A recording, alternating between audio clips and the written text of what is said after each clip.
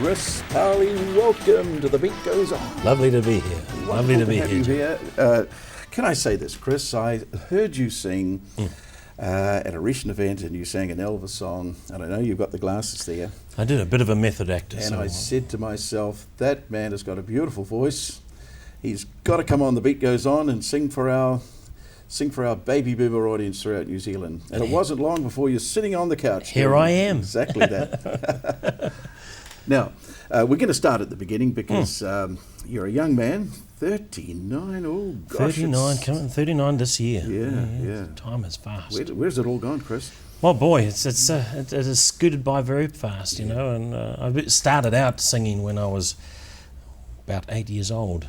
Always singing around the house, and Mum and Dad decided to shut me up, as they put it, to take me to a country music club. So I ended up going to the Franklin Country Music Club out at Pukekohe, and got up there and sang a song with the band. First time working with a band. At 8 years old. 8 years old. Wow. And then from there I entered into Country Music Awards and won a couple of awards here and there. I thought you were going to say I've been working ever since. Well, it wasn't too long after that. It was pretty much the story goes, because it was about a year later that good friend of the family, Norma Beston, the late Norma Beston, unfortunately, who's not with us anymore, but she recommended to go and see Lou Clawson, because Lou Clawson had a team called the Young Talent Discoveries, which was people like Annie Crummer and Robbie Rakety and all those guys. Some great names came out of the Young Talent Discoveries, and so I did that, and I went along to see Lou at his house in Drury those days, and he said to me, well, here's a few pointers. Do this, and do that, and come back tomorrow, not tomorrow, next week, and we'll see if you've learnt it. And so I did, and he said, great, do you want to be part of the team? And I said yes, and we hit the road with Lou Clawson and his cooking shows, and then Lou and Simon shows. And so you do make a living out of being an entertainer. Yes, of course, one of the big sources of income for you is the cruise industry, which has grown tremendously in the last 20 years. It has done, indeed. Especially down this part of the southern hemisphere, you know, as after the past 4 years, I think times have been tough up in the northern hemisphere around America and the Caribbean, and so they've discovered this market down here around Australia and New Zealand and the islands, the cruise ships, where a few years ago we were getting about 6 or 7 cruise ships coming to this area. Now we get 251 of them all year round, you know. Wow. So there's and they all want entertainment, don't they? They all want entertainment. Live shows, 10-piece bands on a lot of the ships. And it's a captive audience. It's wonderful. Captive audience. So you can sing out of tune. Absolutely, yeah. So what does on a cruise ship you'd have a couple of hour shows, or how does it work? They usually have 2 settings, because there's normally about 2,000 to 4,000 passengers on the cruise ships. And so you'd have 2 settings in one night. Well, one setting of, say, about 1,300 people having dinner, and the other half is watching the show. So we'd do two 45-minute shows a night, and with the band, and it works really well. I enjoy working and having the opportunity of working with a large band all the time, 10-piece, 6-brass section and rhythm section, and there's not many people or entertainers in New Zealand that can say they work with big bands regularly all the time, because it's just so expensive to make that happen in New Zealand. So what's the buzz when it all goes well? You come out there, wonderful cruise ship, wonderful band, or in New Zealand anywhere, and you're feeling good, your voice is in fine form, and you get tremendous applause. What does it do for Chris Pownley? It's like a drug. I can't do without it. I've got to have it. You know, I can't imagine my life without that in it, and entertaining. And I mean, I would do it for nothing. Those people that love to entertain would do it for nothing if they didn't get paid for it. But I'm very blessed to be able to say that I can do what I do and I love to do, and make a living from it. So I notice here you've got a wonderful CD called Live in Concert, Chris Pownley. That's correct. That's been 16 years in the making, that. Yeah. I made an album back when they had cassette tapes. Remember those? Yeah. I remember those. Remember those back in the early 90s, and I hadn't released anything since, and I finally got into gear and did that last year. So we accidentally recorded that album on a digital disc in the theatre, and it turned out really well. So we sort of... I went into Mike McCarthy and we added a few things here and tweaked the vocals and everything else, and here we have the album. So. We are going to give away 3 of these wonderful albums to our baby boomers, but what I'd love to do is people are sitting here listening to Chris and they're saying, I wonder what he sounds like. I wonder if he's a good singer.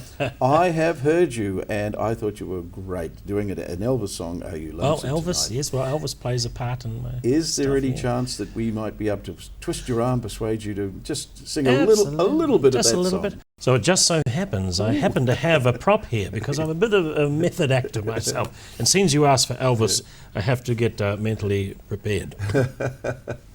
And the song will be, Chris? Are you lonesome tonight? Are you lonesome? Oh, thank you very much. That sounds like Elvis.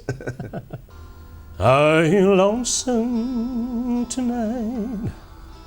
Do you miss me tonight? Are you sorry we drifted apart? Does your memory stray to the brighter summer day when I kissed you and called you sweetheart?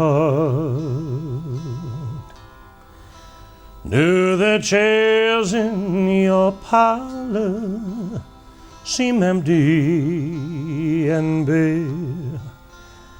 Do you gaze at your doorstep and picture me there?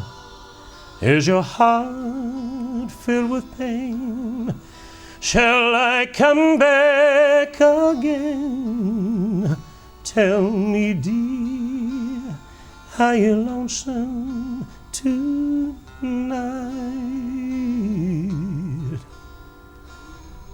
How's that, Gerard?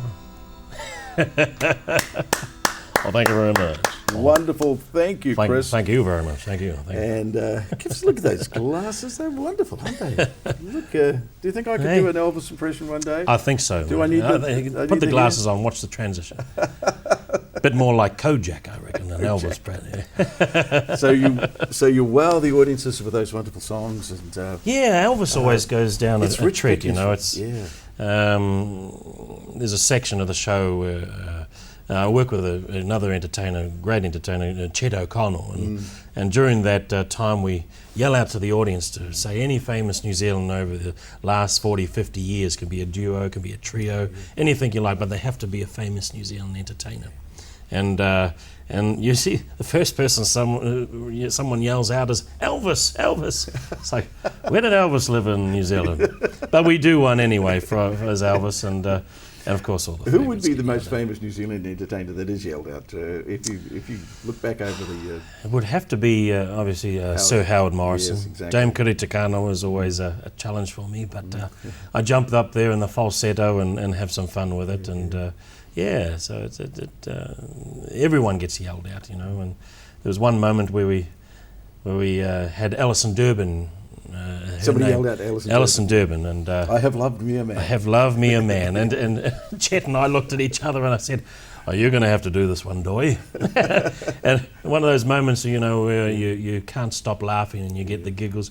He starts, "I have loved me a man, like my daddy did."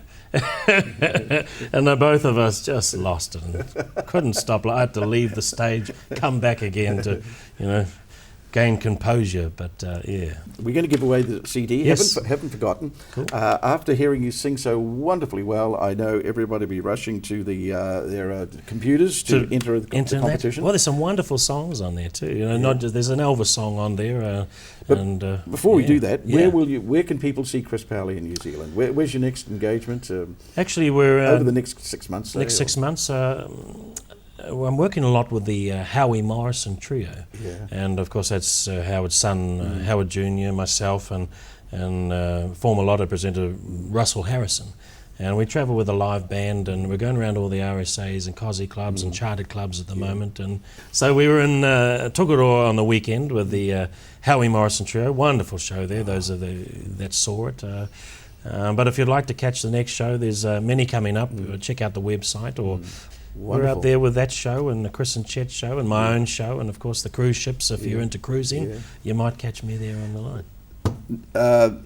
Not a quiet moment for Chris Powley, obviously. It's always busy. Never a dull moment. Never a dull moment. Okay, let's give three of these wonderful away. CDs away. Chris, we need a qualifying question. Oh. So, I know what, good question. What about, let's make, the song you're saying tonight was sung by Elvis. So Elvis. if you email Gerard at The Beat Goes On, Yes. and in the subject line you just write the words Elvis, and you will qualify to win a wonderful CD from Chris Powley. Cool. And we'll post it out to you, so stand by your letterboxes, as we always say.